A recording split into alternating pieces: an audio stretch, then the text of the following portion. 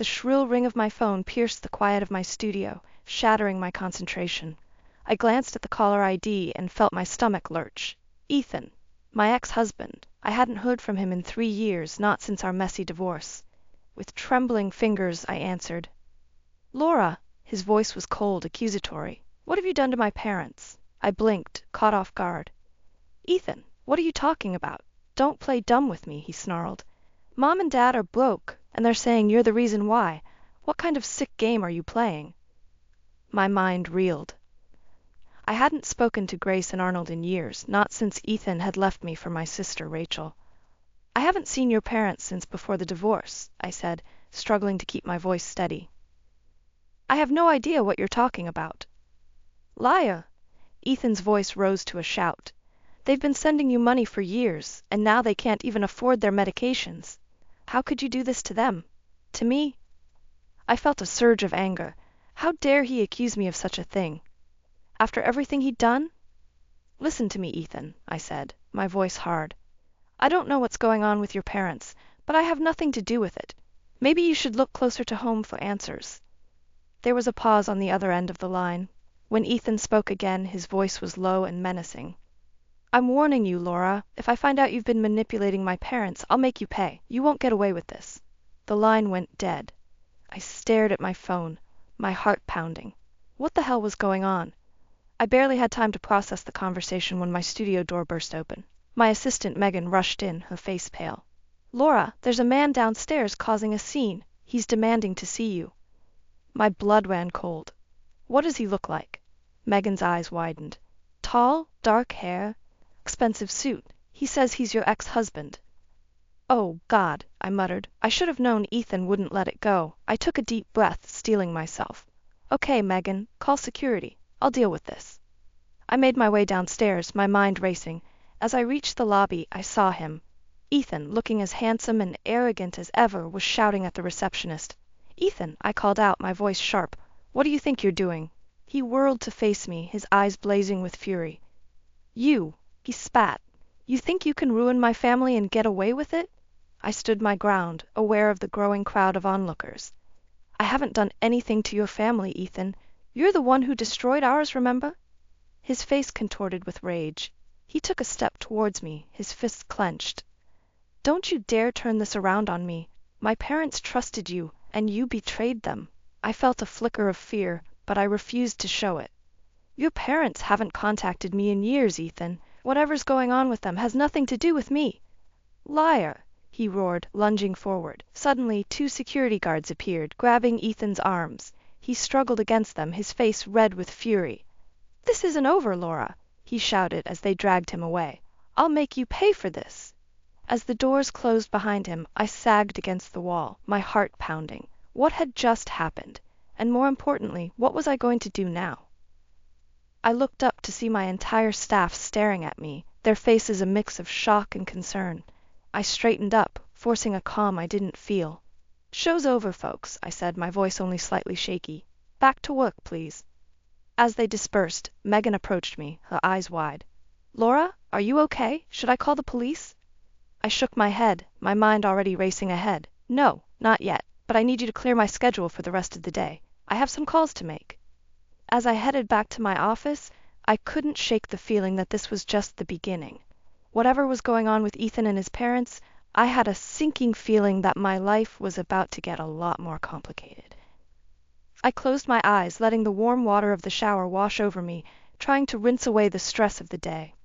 As I stepped out, wrapping myself in a towel, my mind drifted back to happier times, times when Ethan and I were newlyweds, full of hope and dreams. Laura, honey? I'm home. Ethan's voice echoed through our apartment, jolting me from my reverie. I quickly dressed and made my way to the living room.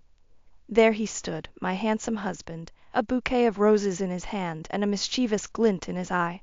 What's the occasion? I asked, unable to keep the smile from my face. He pulled me close, his lips brushing my ear. Do I need an occasion to spoil my beautiful wife? I melted into his embrace, savoring the moment. This was the Ethan I fell in love with, charming, thoughtful, and completely devoted to me. But as I pulled away, I caught a whiff of unfamiliar perfume on his collar. My stomach clenched. But I pushed the thought aside. I was being paranoid, surely. "I have news," Ethan said, his excitement palpable. "The company's sending me to New York for a big project. It's a huge opportunity, Laura." My heart sank. "How long will you be gone?" "Just a couple of weeks," he assured me. "And guess what? Your sister Rachel's coming to stay while I'm away. She's between apartments and needs a place to crash. You two can have some quality sister time." I forced a smile, but inside, alarm bells were ringing. Rachel and I had never been close. She was younger, wilder, and had a knack for causing trouble wherever she went. "That's great," I lied, my mind already racing with potential disasters. The next morning, as Ethan left for the airport, Rachel arrived in a whirlwind of designer luggage and drama. "Laura, darling," she exclaimed, air-kissing my cheeks. "It's been too long. This is going to be so much fun." I nodded, already exhausted. "Let me show you to the guest room." As we walked, Rachel chattered incessantly. "Oh, by the way, I ran into Ethan at the airport. He looked so dashing in his suit. You're such a lucky woman, Laura." I froze. "The airport? But Ethan left hours ago." Rachel's eyes widened, then quickly narrowed. "Oh, did I say airport? I meant the coffee shop. Yes, that's it. I saw him at the coffee shop before he left." My suspicions, which had been simmering for weeks, suddenly boiled over. Rachel was lying, and badly at that. But why? Over the next few days, Rachel's presence grated on my nerves. She was constantly on her phone, giggling at texts and taking hushed calls in the hallway. When I asked about her job search or apartment hunting, she'd wave me off with vague excuses. One evening, I returned home early from work to find Rachel frantically stuffing something into her purse. "What are you doing?" I demanded. She jumped, guilt flashing across her face before she composed herself. "Nothing, just organizing my things. Why are you home so early?" I stepped closer, my eyes locked on her purse. "What are you hiding, Rachel?" "Don't be ridiculous," she snapped, clutching the purse to her chest.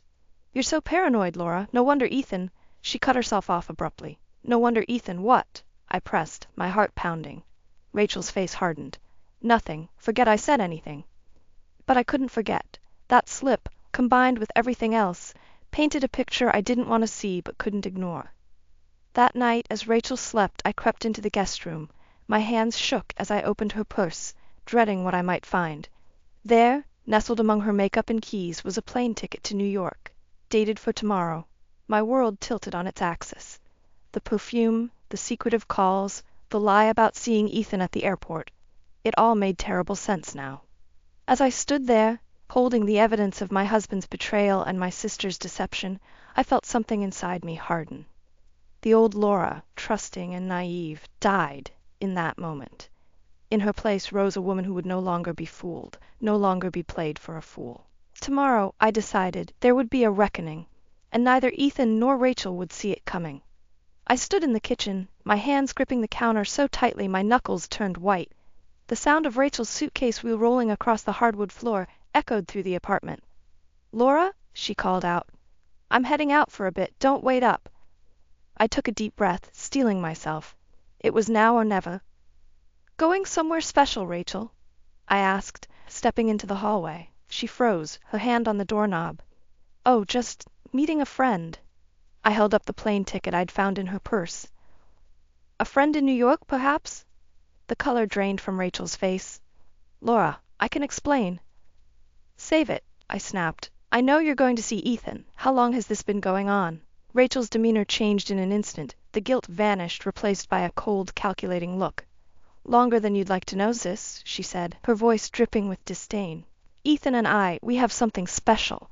Something you could never give him." The words hit me like a physical blow. "How could you do this to me? I'm your sister." She laughed, a harsh, bitter sound. "Oh, please, you've always had everything handed to you on a silver platter. The perfect job, the perfect husband. It's time I got what I deserved." "By stealing my husband?" I was shaking now, rage and hurt battling for dominance. "He was never really yours," Rachel sneered. "He was just waiting for something better to come along. Face it, Laura, you're not enough for him. You never were." I lunged forward, my hand connecting with her cheek in a resounding slap. Rachel stumbled back, shock written across her face. "Get out," I hissed. "Get out of my home, and don't you dare come back." Rachel grabbed her suitcase, her eyes blazing with fury. "You'll regret this, Laura. Ethan and I will make sure of it. As the door slammed behind her, I collapsed to the floor, sobs racking my body. How had everything fallen apart so quickly? Hours later, my phone buzzed. It was Ethan. "Laura?" His voice was cold, controlled. "We need to talk." "About what?" I asked, my own voice hollow. "About how you've been sleeping with my sister." There was a pause. "Rachel told me what happened. You had no right to attack her like that." I laughed bitterly. "No right? She's been having an affair with my husband, Pap, and I had no right." "It's not an affair," Ethan said firmly. "Laura, I'm in love with Rachel. I want a divorce." The world seemed to tilt on its axis. "A divorce?" I whispered. "Yes, I'll be back in town next week. We can discuss the details then." "Details," I echoed, feeling numb. "Ethan, wait." But the line had already gone dead. I sat in stunned silence, my mind reeling. My marriage was over. My husband, the man I'd loved and trusted, had betrayed me in the worst possible way. And my own sister had been complicit in it all. As the shock began to wear off, a new emotion took its place. Determination. I wouldn't let them see me broken. I wouldn't give them the satisfaction. I stood up, wiping away the last of my tears. If Ethan wanted a divorce, he'd get one, but it would be on my terms. I picked up my phone again, scrolling through my contacts until I found the name I was looking for. Sarah Goldstein, the best divorce attorney in the city. "Sarah?" I said when she answered. "It's Laura. I need your help. My husband's been having an affair with my sister, and he wants a divorce." "Oh, honey." Sarah's voice was sympathetic but steely. "Don't you worry. We'll make sure you come out of this on top." As I hung up, I felt a strange sense of calm wash over me. The life I'd known was over, shattered by betrayal and lies. But from the ashes of my old life, a new Laura would rise. And this Laura? She wouldn't be anyone's victim. Not anymore. The morning sickness hit me like a freight train. I barely made it to the bathroom before emptying the contents of my stomach. As I slumped against the cool tile floor, reality crashed down on me. I was pregnant. With shaking hands, I reached for my phone and dialed my doctor's office. An hour later, my suspicions were confirmed. 6 weeks along, my mind reeled. A baby. Ethan's baby. I stumbled out of the clinic in a daze, my thoughts a chaotic whirlwind. How could I bring a child into this mess? Ethan was in love with Rachel. Our marriage was falling apart. And now this. My phone buzzed. A text from Ethan. "Finalizing details in New York. Back next week. We need to talk." I stared at the screen, my finger hovering over the reply button. Should I tell him? Did he deserve to know? The thought of Ethan and Rachel raising my child made me physically ill. No, this was my decision to make, my body, my choice. I made my way to the office, trying to focus on work, but my mind kept drifting. By lunchtime, I couldn't take it anymore. I needed to talk to someone. Someone who would understand. I found myself outside Grace and Arnold's house, Ethan's parents. They had always been kind to me, treating me like a daughter. Before I could change my mind, I knocked. Grace answered, her face lighting up. "Laura, what a lovely surprise. Come in, dear." I followed her into the living room where Arnold was reading the paper. He smiled warmly at me. "Laura, it's been too long. How are you?" The concern in their eyes undid me. Tears welled up, and before I knew it, I was sobbing, the whole sordid story spilling out. Ethan's affair with Rachel, the impending divorce, and finally the pregnancy. Grace held me close, murmuring soothing words while Arnold's face darkened with anger. "That boy," he muttered. "We didn't raise him to behave like this." When I finally calmed down, Grace asked the question I'd been dreading. "What are you going to do about the baby, dear?" I took a deep breath. I don't know. I never thought I'd be in this position. Single, pregnant, about to go through a divorce. Arnold leaned forward, his eyes serious. "Laura, whatever you decide, we want you to know that we're here for you. Your family, regardless of what happens with Ethan." Grace nodded emphatically. "We'll support you, no matter what. If you want to keep the baby, we'll help in any way we can." Their unconditional support overwhelmed me. For the first time since discovering Ethan's betrayal, I felt a glimmer of hope. As I left their house, my phone buzzed again. Another text from Ethan. "Booked an appointment with the divorce lawyer for next Tuesday. Hope that works for you." A cold fury washed over me. He was already moving on, planning our divorce like it was just another business meeting. And here I was, carrying his child. My world turned upside down. In that moment, I made my decision. I would keep this baby. I would build a new life for us, without Ethan, without Rachel, without their toxicity and betrayal. I typed out a reply. Tuesday works. I'll be there with my lawyer. Then I made another call. Sarah? It's Laura again. There's been a development. I'm pregnant, and I'm keeping the baby. Sarah's intake of breath was audible. Oh, honey, this changes everything. Don't worry. We'll make sure you and that baby are taken care of. Ethan won't know what hit him. As I hung up, a strange calm settled over me. The path ahead would be difficult, filled with challenges I couldn't even imagine, but for the first time in weeks, I felt strong. Ready. Let Ethan and Rachel have each other. I had something far more precious now. A future. A family of my own. I placed a hand on my still flat stomach. It's just you and me, little one, I whispered, and we're going to be just fine. The day of the divorce meeting arrived with a sickening sense of finality. I stood outside the law office, my hand resting protectively over my still flat stomach. Taking a deep breath, I pushed open the door. Ethan was already there, looking annoyingly handsome in his tailored suit. His eyes widened slightly as they met mine, a flicker of something, guilt, regret, passing over his face before it hardened into a mask of indifference. Laura, he nodded curtly. Ethan, I replied, my voice steadier than I felt. We sat across from each other, an ocean of betrayal between us. Our lawyers began discussing terms, their voices a dull buzz in my ears. I focused on Ethan, studying the man I once thought I'd spend my life with. How had we ended up here? Suddenly the door burst open. Rachel sauntered in, her face a picture of faux concern. Oh, I'm so sorry I'm late, she cooed, placing a possessive hand on Ethan's shoulder. Traffic was terrible. I felt the blood drain from my face. What is she doing here? I demanded, my voice shaking with fury. Ethan at least had the decency to look uncomfortable. Rachel's here for moral support, he muttered. Moral support? I laughed bitterly. That's rich, coming from the two people who have the least morals in this room. Rachel's eyes narrowed. Now, Laura, there's no need to be nasty. We're all adults here. I stood up abruptly, my chair scraping against the floor. I want her out, I said, pointing at Rachel. This is between Ethan and me. She has no right to be here. Actually, Ethan cleared his throat. There's something you should know. He glanced at Rachel, who nodded encouragingly. Rachel and we're engaged. The world tilted on its axis. Engaged. The word echoed in my head, each repetition a fresh stab of pain. How long? I whispered, my voice barely audible. Ethan shifted uncomfortably. We've been talking about it for a while. I was going to tell you after. How long? I repeated, each word dripping with venom. Rachel smirked, flashing a diamond ring I hadn't noticed before. Since last month. We didn't want to upset you, but we're just so in love. Something inside me snapped. All the pain, the betrayal, the fear of the past weeks coalesced into a white-hot rage.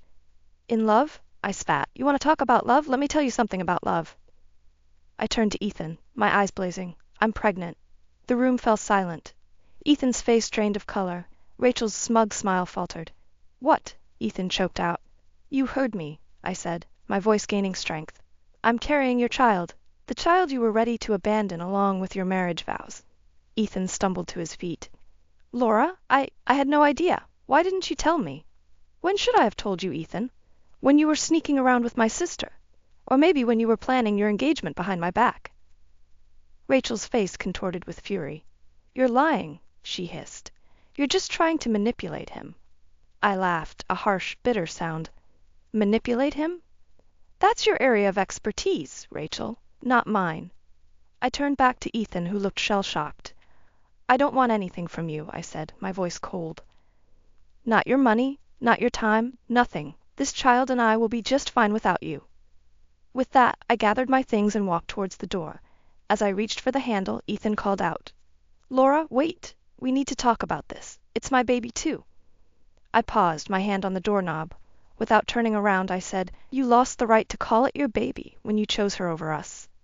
As I walked out, leaving behind a stunned Ethan and a seething Rachel, I felt a weight lift from my shoulders. The path ahead was uncertain, filled with challenges I couldn't even imagine. But for the first time in months, I felt truly free. My hand moved to my stomach, a small smile playing on my lips. It's just you and me now, little one, I whispered, and we're going to be amazing. The months flew by in a whirlwind of doctor's appointments, legal meetings, and sleepless nights. My belly grew along with my determination to build a new life for myself and my baby. Ethan's attempts to reach out were met with silence. I had nothing left to say to him.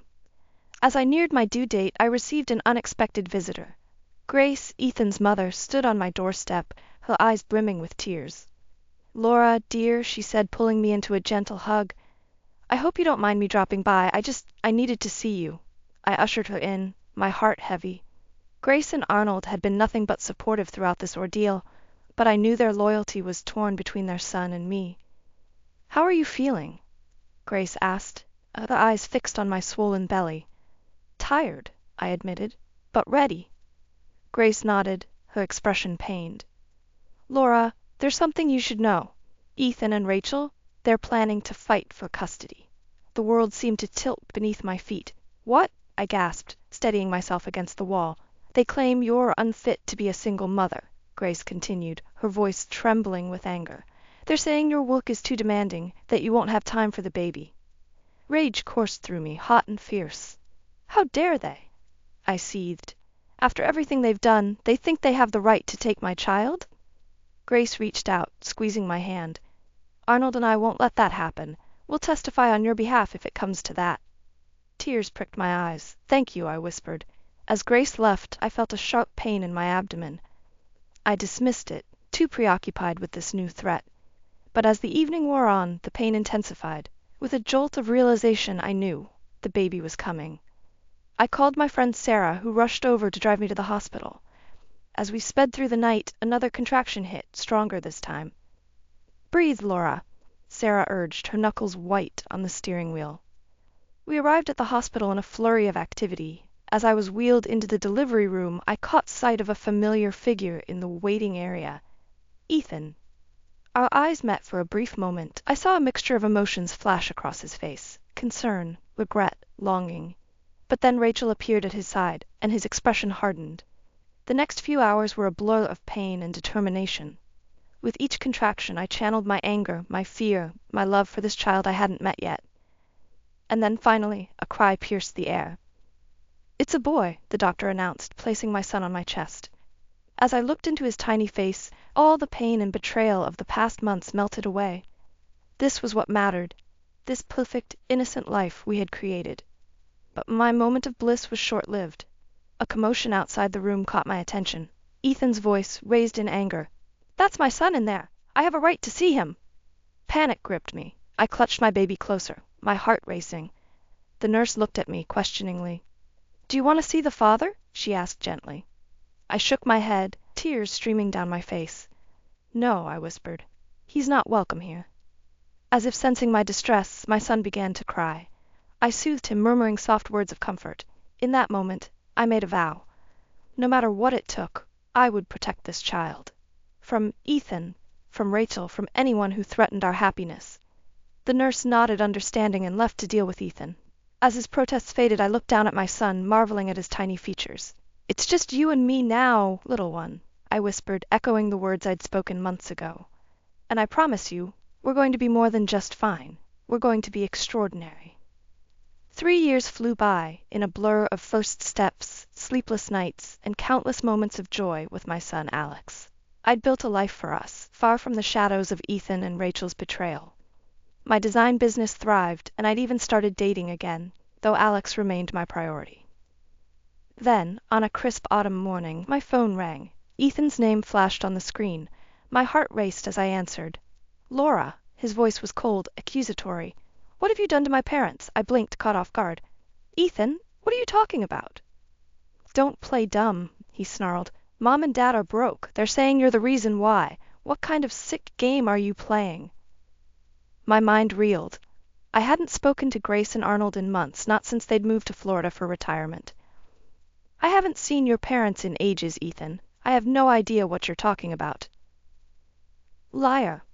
Ethan's voice rose to a shout. "They've been sending you money for years, and now they can't even afford their medications. How could you do this to them? To Alex?" Anger surged through me. "Listen to me, Ethan. I don't know what's going on with your parents, but I have nothing to do with it. Maybe you should look closer to home for answers." There was a pause on the other end of the line. When Ethan spoke again, his voice was low and menacing. I'm warning you, Laura. If I find out you've been manipulating my parents, I'll take Alex away from you. You won't get away with this.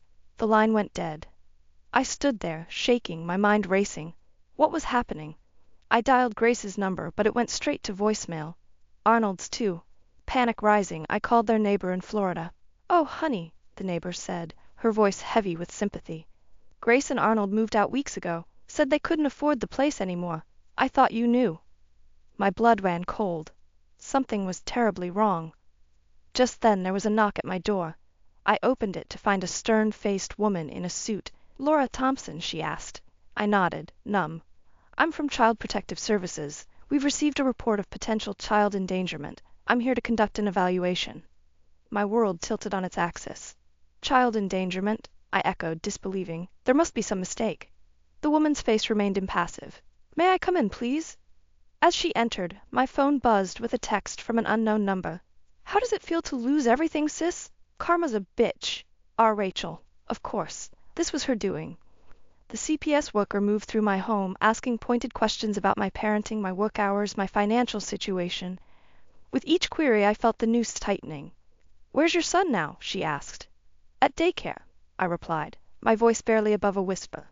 She nodded, making a note. I'll need to speak with the daycare staff, and we'll be conducting follow-up visits. In the meantime, I strongly advise against any travel with your son. As she left, I collapsed onto the couch, my mind a whirlwind of fear and fury. Ethan and Rachel had orchestrated this, I was sure of it. They were trying to take Alex from me. My phone rang again. Grace's number. Laura? Her voice was weak, trembling. I'm so sorry. We didn't know what else to do. Rachel said if we didn't help them, we'd never see Alex again. But now they've taken everything. Tears streamed down my face as the full picture emerged. Ethan and Rachel had manipulated everyone, destroying lives in their wake. As I hung up, a steely resolve settled over me. They thought they'd won, that they'd finally broken me. But they had no idea what I was capable of when it came to protecting my son. I picked up my phone again, dialing a number I'd hoped never to use. Sarah? It's Laura. I need your help. It's time to fight back. The morning sun had barely risen when I heard the commotion outside my office. Ethan's voice, loud and belligerent, echoed through the hallway. Where is she? I demand to see Laura. My heart raced as I quickly dialed security. But before they could arrive, my office door burst open. Ethan stormed in, his face contorted with rage. Rachel closed behind him. You think you can hide from us? Ethan snarled. We know what you did to my parents. You're not fit to raise Alex. I stood my ground, anger and determination surging through me. I've done nothing to your parents, Ethan. You and Rachel are the ones who've manipulated and stolen from them. Rachel's face twisted into a sneer. Prove it. It's your word against ours. Who do you think they'll believe? The loving son or the bitter ex-wife?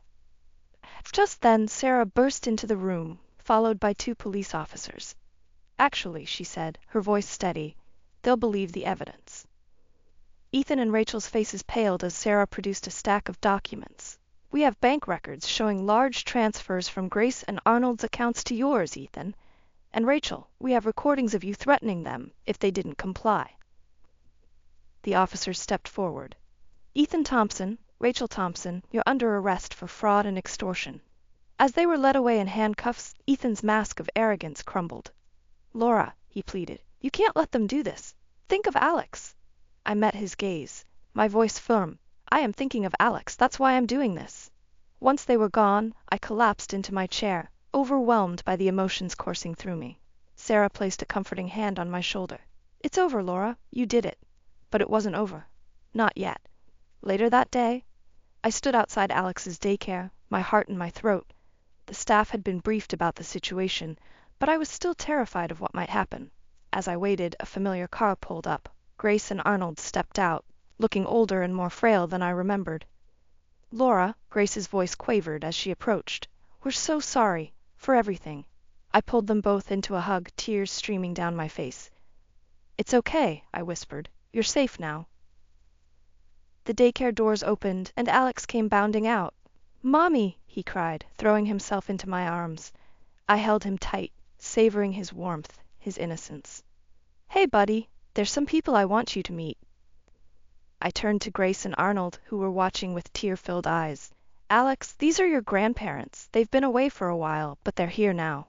As Alex shyly said hello, I felt a weight lift from my shoulders. We had a long road ahead of us, rebuilding trust and healing old wounds. But for the first time in years, I felt hope.